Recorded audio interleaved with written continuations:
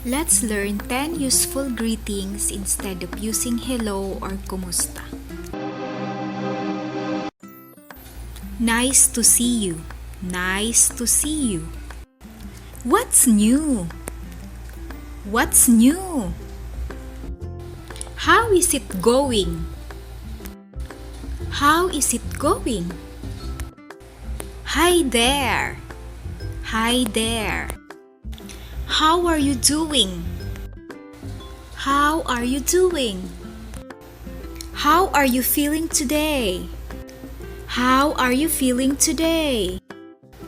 Long time no see. Long time no see. What's going on?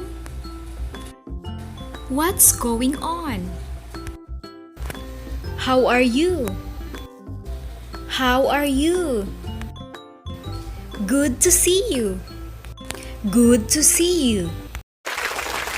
Bravo!